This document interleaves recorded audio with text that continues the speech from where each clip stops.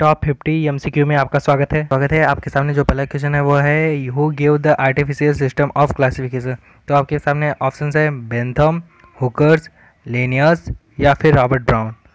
तो सबसे पहले आपके पास जितने भी ऑप्शंस है वो बहुत ही शानदार हैं और जो आपका आंसर है वो क्या है, लेनियस। मुझे लगता है आप सभी को अच्छे से इस आंसर के बारे में पता होगा। बढ़ते हैं अपने अगले क्वेश्चन की ओर और जो अपना अगला क्वेश्चन है वो क्या है, what is the purpose of classification, यानी क्लासिफिकेशन करने का क्या पर्पस था। ऑप्शन है to identifying organism easily, it helps identification of a new organism, to knowing relationship between organism या फिर ऑल ऑफ दिस। तो आंसर आपका होगा all of this. All of this होने का प्रमुख रीज़न ये है कि इसमें ये जितने भी ऑप्शंस हैं वो सही है, क्योंकि इसमें आइडेंटिफाई ऑर्गेनिज्म भी करना था और आइडेंटिफिकेशन भी करना था नए ऑर्गेनिज्म का और रिलेशन भी जाना था। अपना अगले क्वेश्चन है dash does not have cell wall और ऑप्शंस है A plant, B animal, C fungi and D monera. तो आपका आंसर क्या होगा ये आपको सोचना है और साथ ही साथ आपको ये भी देखना है कि जो प्लांट, फंजाई एंड मोनेरा आते हैं ये इसमें हम लोग देखते हैं कि सिलवाल पाए जाते हैं। तो इस तरीके से अपना जो आंसर रहेगा वो बी रहेगा, जो होगा एनिमल्स। ठीक है, तो अगला क्वेश्चन है which kingdom does not have nuclear membrane. इनमें से किसमें न्यूक्लियर मेम्ब्रेन नहीं पाया जाता।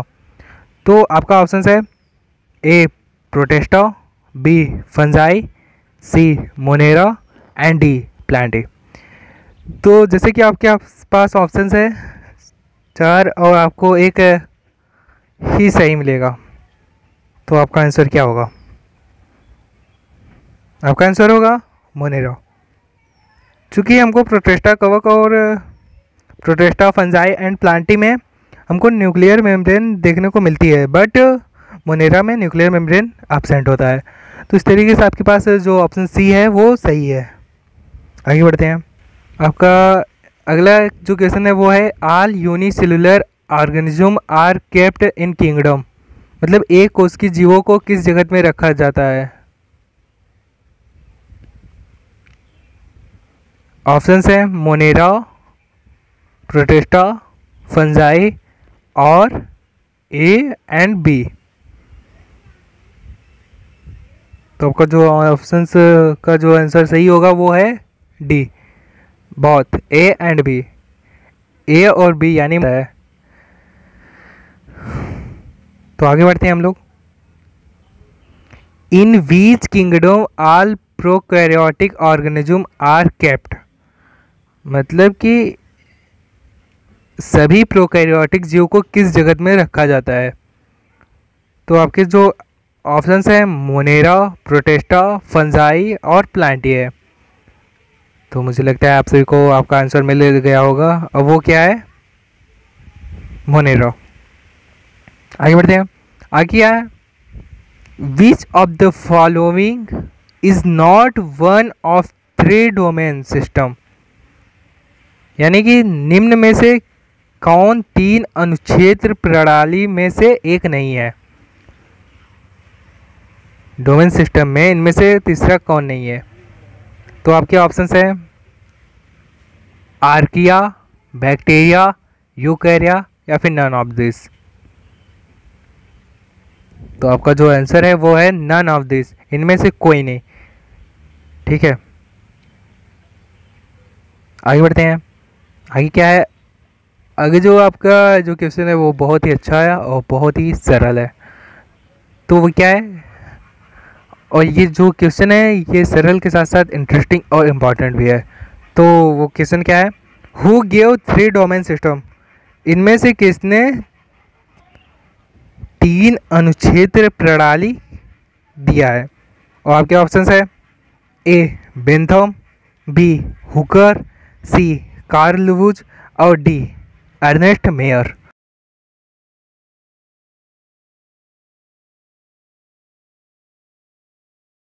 आगे बढ़ते हैं। आगे क्या है, R H Whittaker's 5 kingdom classification is not based on. जो आर एच विटिकर थे उन्होंने फाइव किंगडम क्लासिफिकेशन जिसने दिया है, ठीक है, आर.एच. व्हिटकर ने 5 किंगडम ऑफ क्लासिफिकेशन सिस्टम दिया था। तो उसमें कुछ लक्षण थे, वो लक्षण इनमें से एक चीज़ नहीं है। वो क्या नहीं है वो आपको समझना है। और आपके ऑप्शंस है cell types, cell walls, cell membranes and types of ribosomes. तो मुझे लगता है आप सभी को आपके आंसर मिल गए होंगे और आपका जो आंसर है वो है टाइप्स ऑफ राइबोसोम्स। आगे बढ़ते हैं। आगे जो अपना क्वेश्चन है वो क्या है, आपके सामने जो अगला क्वेश्चन है वो क्या है, 5 किंगडम क्लासिफिकेशन इंक्लूड्स, यानी 5 जगत वर्गीकरण में शामिल है। A kingdom Monera, B kingdom Protista and C kingdom fungi और ऑल ऑफ दिस, या तो इनमें से सभी। जो 5 किंगडम क्लासिफिकेशन जिन्होंने दिया है उनका नाम तो आर.एच. व्हिटकर है। आर.एच. व्हिटकर ने 5 किंगडम ऑफ क्लासिफिकेशन दिया। तो आर.एच. व्हिटकर ने जब क्लासिफिकेशन दिया तो इनमें से क्या चीज़ नहीं था, सॉरी क्या चीज़ शामिल है, ऑल ऑफ दिस, यानी कि ये तो सभी शामिल है। मोनेरा था, प्रोटेस्टा था, फंजाई था, फिर एनिमेलिया था, प्लांटी था, तो इस तरीके से सभी कुछ थे। तो आपका जो ऑप्शन सही होगा वो क्या है, ऑल ऑफ दिस। बढ़ते हैं अपने अगले क्वेश्चन की ओर। जो अपना अगला क्वेश्चन है वो है क्या है, who gave the 4 kingdom of classification, इनमें से किसने 4 किंगडम ऑफ क्लासिफिकेशन दिया।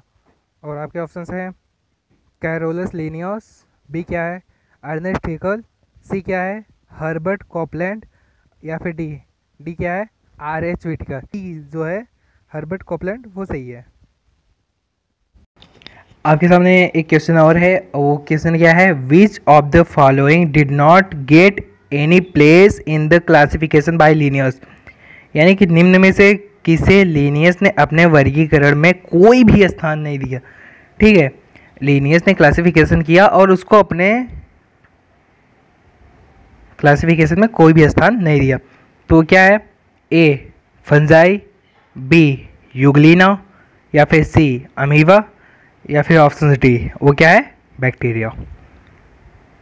मुझे लगता है आप सभी को पता होगा ऑप्शंस। जी हाँ, और वो ऑप्शंस क्या है यूग्लिना। तो बढ़ते हैं अपने अगले क्वेश्चन की ओर। जो अपना अगला क्वेश्चन है वो बहुत ज़्यादा इजी तो नहीं, लेकिन यह कर सकते हैं बहुत ही आसान है। और वो क्या है, who gave the 2 kingdom of classification, यानी कि जीवों का 2 जगत वर्गीकरण किसने दिया। और ऑप्शंस है कैरोलस लिनियस, बी क्या है अर्नेस्ट हैकेल, सी है हर्बर्ट कॉपलैंड, या फिर डी आर.एच. व्हिटकर। मुझे लगता है इस ऑप्शंस को मुझे नहीं बताना चाहिए, लेकिन फिर भी आपको जानना बहुत ज़रूरी है।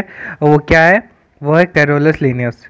बढ़ते हैं अपने अगले क्वेश्चन की ओर। और जो अपना अगला क्वेश्चन है वो क्या है, who did the biological classification on the scientific basis first, यानी कि सबसे पहले जीवों का वैज्ञानिक आधार पर वर्गीकरण किसने किया था।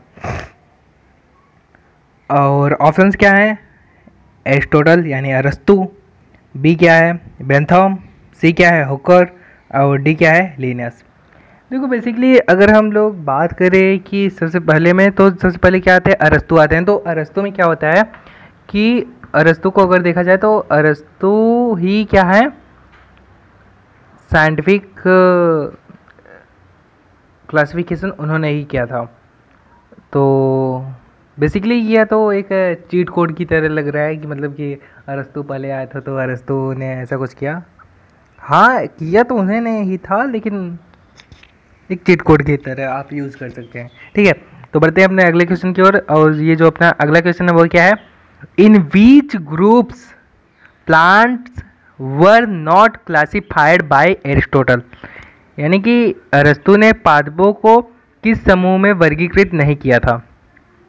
तो ऑप्शंस क्या हैं, trees, sir, herbs and bryophyta. तो चूँकि अगर आप एनसीईआरटी की बुक फॉलो करेंगे तो अगर उसमें ध्यान से देखेंगे तो उसमें क्या आपको पता चलेगा कि जो अरस्तु हैं उन्होंने प्लांट को 3 कैटेगरी में कैटेगराइज किया था। वो क्या थे, हर्ब, सर्ब एंड ट्री, लेकिन ब्रायोफाइटा में उन्होंने क्लासिफाई नहीं किया था। ठीक है, तो बढ़ते हैं अपने अगले क्वेश्चन की ओर। और ये जो अपना अगला क्वेश्चन है वो क्या है, अपना जो अगला क्वेश्चन है वो क्या है, Aristotle is not known as, फिर डैश। एरिस्टोटल को, अरस्तु को के रूप में नहीं जाना जाता, अब किसके रूप में? और ऑप्शन है father of biology, father of zoology, father of botany, या फिर डी, इसमें से कोई नहीं, यानी कि नन ऑफ दिस। बेसिकली इनको फादर ऑफ बायोलॉजी भी माना जाता है और फादर ऑफ बॉटनी भी माना जाता है, लेकिन इनको फादर ऑफ जूलॉजी नहीं माना जाता। तो आप, मुझे लगता है आप सभी को आपका आंसर मिल चुका होगा। जी हाँ, अब आपका आंसर क्या है? B, father of biology, sorry father of zoology.